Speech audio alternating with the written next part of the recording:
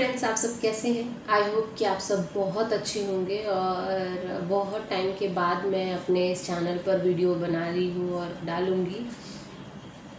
Basically कुछ नहीं बन पा रहा था वीडियो बनाने का, इसलिए नहीं बना रही थी। और घर पे मैं सोच रही हूँ कि कुछ ऐसा सेटअप बिठाऊँ अगर पॉसिबल हुआ तो थोड़ा सा क्या होता है कि मेरे वीडियो में ना आवाज़ आई थिंक क्लियर रहती है क्योंकि मैं तेज़ बोलती हूँ, बट लाइट का बहुत प्रॉब्लम रहता है। जैसे अभी तो मैं मेकअप रूम में हूँ तो यहाँ पर मुझे लगता है कि इनफ लाइट है, बट वो सेटअप जो होता है घर का है, पीजी का है, तो वो जहाँ पे भी लाइट लगी है, एक लाइट लगी है, तो उसमें वो प्रॉपर नहीं आता है। पर फिर भी अपना वीडियो मैं रेगुलर बना करके आप लोगों तक पहुँचाऊँ, ये मैं कोशिश कर रही हूँ। और इतने दिन नहीं वीडियो डाला, इसके लिए सॉरी। और कोशिश करूँगी कि आगे कंटिन्यू रहे। पर निशा गुप्ता एंटरटेनमेंट मेरा एक ब्लॉग चैनल है जिस पर मैं पर्सनली अपना जो भी काम करती हूँ या जहाँ भी जाती हूँ, जो भी है वो सब कुछ शेयर करती हूँ। उसमें इवन कुकिंग जो घर पे मैं बनाती हूँ या क्या खा रही हूँ, मेरा डेली रूटीन क्या है, वो सब भी मैं उस चैनल पे शेयर करती हूँ। तो अगर आप लोग चाहो तो उस पर भी जुड़ सकते हैं। तो बेसिकली आज का टॉपिक मेरा ये है कि एक्टिंग फील्ड में हूँ मैं, तो उसी से रिलेटेड है। मुझे सिर्फ एक चीज़ कहना है, जो भी यूनिट होती है पूरी ओवरऑल, जो भी फिल्म इंडस्ट्री में, हमारे इंडस्ट्री में है, उसमें जो डायरेक्टर्स होते हैं, कई जगहों पर मैंने एक्सपीरियंस किया है कि जो कैरेक्टर रोल्स होते हैं या फिर जो छोटे मोटे रोल्स होते हैं, कह सकते हैं रिपोर्टर्स के या फिर रिसेप्शनिस्ट के या फिर एंकर के या फिर लीड सेकेंड लीड के अलावा भी बहुत सारे कैरेक्टर्स होते हैं, तो कई जगहों तो बहुत अच्छे से उनको ट्रीट किया जाता है। ट्रीट का मतलब मैं खाने पीने के बारे में, उनको फैसिलिटी के बारे में बात नहीं कर रही हूँ। मैं बात कर रही हूँ कि बीइंग अ एक्टर, जब आप चार लोगों के साथ सीन पढ़ रहे हैं तो आपको भी आपका सीन पूरी तरीके से डिस्क्राइब किया जाए। अगर आपको डायलॉग मिल गया है और आपको ना आगे का पता है, क्योंकि आप पूरे स्टोरी में जो सीरियल 1 साल से चल रहा है वो एकदम से आ पाए, उसमें क्या इंपॉर्टेंट आपका कैरेक्टर है, क्यों आपको इंट्रोड्यूस कर रहे हैं, वो बताना या समझना बहुत ज़रूरी है। और समझ सभी सकते, देखिए क्या है, कई जगहों पे स्क्रिप्ट आपको पहले मिल जाता है, रीडिंग आपको पहले होती है, तो उसमें आप पूछने का टाइम होता है और आप आराम से स्क्रिप्ट पढ़ने के बाद अपने कैरेक्टर के बारे में एनालाइज कर सकते हैं, पूछ सकते हैं। लेकिन एकदम से आप सेट पे बैठे और आपको बताया गया कि रोल चलो पता है बट ये करना है, तो उस समय आप, क्योंकि एकदम से आपको सारे एक्टर्स को, जो मेन लीड है, जो उनको सबको बता दिया गया है और आप एकदम से अभी छोटा कैरेक्टर कह सकते हैं, थोड़ा बहुत 1-2 सीन होंगे उसमें, तो आपको ये करना है। पर वो क्यों करना है, वो पूछने तक का मतलब आपको बताओ, पूछोगे तो तब ना, जब आपको टाइम दिया जाएगा। आप समझ ही नहीं पा रहे हो कि आप वो क्यों कर रहे हो और आप सामने वाले ने भी आपको ढंग से नहीं समझाया है। तो मैं बस यही चाहती हूँ कि सर और मैम, जो भी डायरेक्टर्स लोग हैं या जो भी टीम के एसोसिएट होते हैं, कभी भी देखिए, आप लोग बहुत अच्छे से जानते हैं कि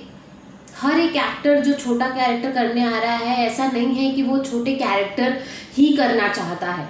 क्योंकि उसे बड़ा कैरेक्टर नहीं मिल रहा है या नहीं अप्रोच है या नहीं उसे अभी कह सकते हैं सही समय नहीं आया है उसका, तो वो चीज़ करके धीरे धीरे अपने आप को प्रूफ कर रहा है और अपने सीखना चाहता है। और घर बैठ करके कुछ नहीं सीख सकते, इसलिए वो जो भी काम आता है वो एक्सेप्ट करता है और उसे करने की कोशिश करता है।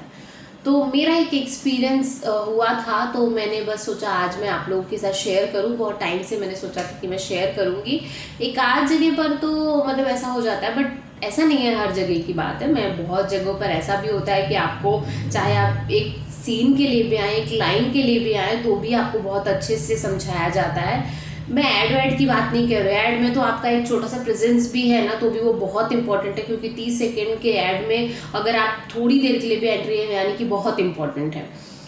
मैं स्टोरी एपिसोडिक की भी बात नहीं कर रहा, एपिसोडिक में भी आप छोटा सा भी कैरेक्टर कर रहे हैं तो भी बहुत इंपॉर्टेंट है, क्योंकि वो 3 दिनों में खत्म हो, 1 घंटे की स्टोरी में आप अगर आ रहे हो तो बहुत इंपॉर्टेंट है। मैं बात कर रही हूँ बड़ी बड़ी सीरीज़ की, जिनकी बात 30 दिन 40 दिन का शूट हो रहा है, उसमें अगर आप 1 या 2 दिन शूट कर रहे हो तो आपका कैरेक्टर उतना इम्पॉर्टेंट है है, बिल्कुल है, अगर नहीं होता तो वो आपको नहीं बुलाते एटलीस्ट। लेकिन उसके आगे पीछे क्या हुआ है, क्योंकि स्टोरी तो आपने नहीं बताई कि आपका रोल क्या है, क्योंकि वो लीड, सेकेंड लीड या जो कंटिन्यूटी कैरेक्टर्स होते हैं उनको ही बताया जाता है। तो उस कैरेक्टर को बिल्कुल ब्रीफ दीजिए कि वो क्या कर रहा है, क्यों कर रहा है, क्योंकि उससे आसानी होती है। मैं एक एग्जांपल दूंगी। एक सीन था मेरा, उसमें क्या होता है कि मैं वो एक बहुत छोटी सी लाइन है कि सर मैं सर सुनिए ना, मुझे आपसे कुछ कहना है, मतलब कुछ कहना है, जैसे कुछ बताना है। तो अब ये जो है, ये नॉर्मली अगर कहीं पे भी आप ऑफिस में काम करते हैं तो सर से आप बोल रहे हैं तो कुछ बताना चाहते हैं, किसी के बारे में बता सकते हैं, कुछ भी हो सकता है। लेकिन आपको जब उसके पीछे का कारण पता होगा ना कि वो क्या बताना चाहती है, उससे पहले उसने क्या सुना था, वो क्यों बताना चाहती है, एकदम से क्या उसको इन्फॉर्मेशन मिली है जो वो शेयर करना चाहती है अपने सर से या सीनियर से, तो वो बहुत ज़रूरी है पता होना। अगर पता नहीं है ना तो वो उस लाइन में थॉट आएगा ही नहीं आएगा, क्योंकि वो एक लाइन, स्ट्रेट लाइन हो जाएगी, सर मैं आपसे कुछ कहना चाहती हूँ। पर वो क्यों कहना चाहती है, जब अगर मान लीजिए कि कोई बहुत अर्जेंट बात है कि अंदर कोई बहुत ही बड़ा कांड हो रखा है, सर एक मिनट सुनिए ना प्लीज़, ऐसा वाला सीन होगा।